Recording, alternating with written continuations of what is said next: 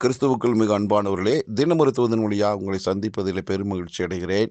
இந்த நாளிலே சங்கீதங்களின் புஸ்தகம் 3வது சங்கீதம் 3வது வசனம். ஆனாலும் கர்த்தாவே, நீர் என் கேடகமும் என் மகிமையும் என் தலையை உயர்த்துகிறவருமாயிருக்கிறீர் என்று. எந்த சூழ்நிலையில தாவீது இந்த பாடலை பாடுகிறார் என்றால், தன்னுடைய சொந்த மகன் அப்சலோம் அவனுக்கு தப்பி, ஏனென்றால் அவன் இவனை கொல்ல வேண்டும் என்று சொல்லி முடிவெடுத்த வேளையில் அவனுடைய கைக்கு தப்புவிக்கிறதுக்காக ஓடி ஒளிந்து கொள்ளுகிறதான ஒரு சூழ்நிலை, சொந்த மகனே அவ்வளவு பகையாளியாக மாறுகிறதான அந்த வேளையில் இப்படிப்பட்ட ஒரு பாடலை பாடுகிறார். ஏன்?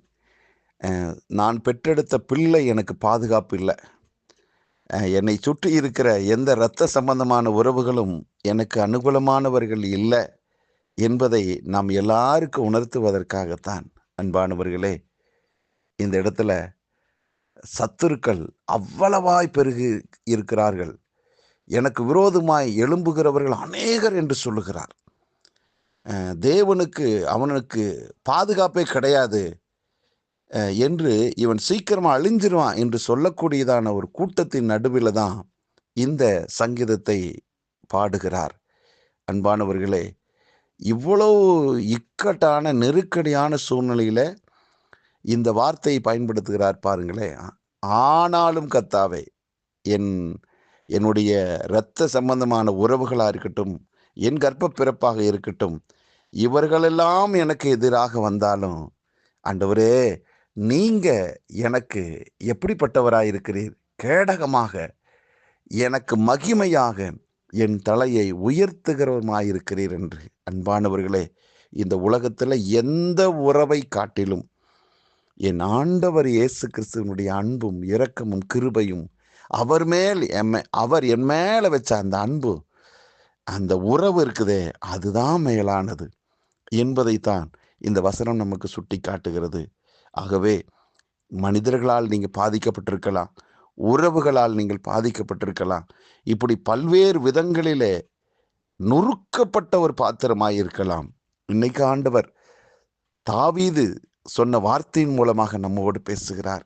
அன்பான சகோதரா சகோதரியே, ஆண்டவர் தான் நமக்கு என்னென்னைக்குமே பாதுகாப்பு, அவர்தான் நமக்கு மகிமை, அவர்தான் எல்லா இடத்திலும் உங்களையும் என்னையும் உயர்த்த அவர் துடியாய் துடித்து கொண்டிருக்கிறார்.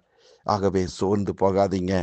மனுஷனுடைய அன்பாக இருக்கட்டும், அவன் கொடுக்கிற உயர் மொழிகளாக இருக்கட்டும், என்னவாக இருக்கட்டும், அது எல்லாம் மாயை மறைந்து விடும்.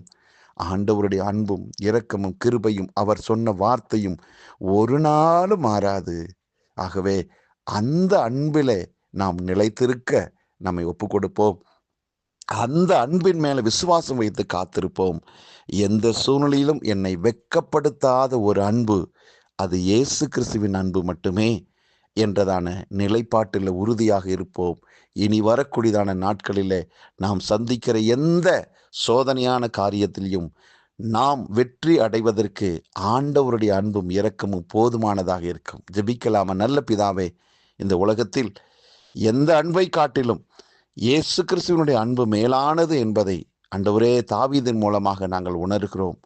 ஆம் ஆண்டவரே, அவன் எந்த சூழ்நிலையிலையும் சோர்ந்து போகாதபடி ஆண்டவர் எனக்கு இருக்கிறார் என்ற அந்த விசுவாச பார்வையும் பேச்சுக்களையும் நாங்கள் நினைத்து பார்க்கிறோம் அப்பா. அதே போல எங்களுக்கும் எல்லா சூழ்நிலைகளையும் உம்மை சார்ந்து உங்கள் வார்த்தையின் மேலே விசுவாசம் உள்ளவர்களாய் வாழவே எங்களை ஒப்பு கொடுக்கிறோம். இதை ஆண்டவரே, இதை கேட்டுக்கொண்டிருக்கிற ஒவ்வொருடைய வாழ்விலும் மகிழ்ச்சியும் சந்தோஷம் பிறக்கட்டும். உங்கள் மேலே வச்சிருக்கிற அன்பு இன்னும் அதிகரிக்கட்டும். வெற்றி மேல் வெற்றி அடையட்டும். நன்மை உண்டாகட்டும். ஒவ்வொருவரை வாழ்த்தி ஆசீர்வதிக்கிறேன். இயேசு கிறிஸ்துவின் நாமத்தில் ஜெபிக்கிற நல்ல பிதாவே, ஆமென்.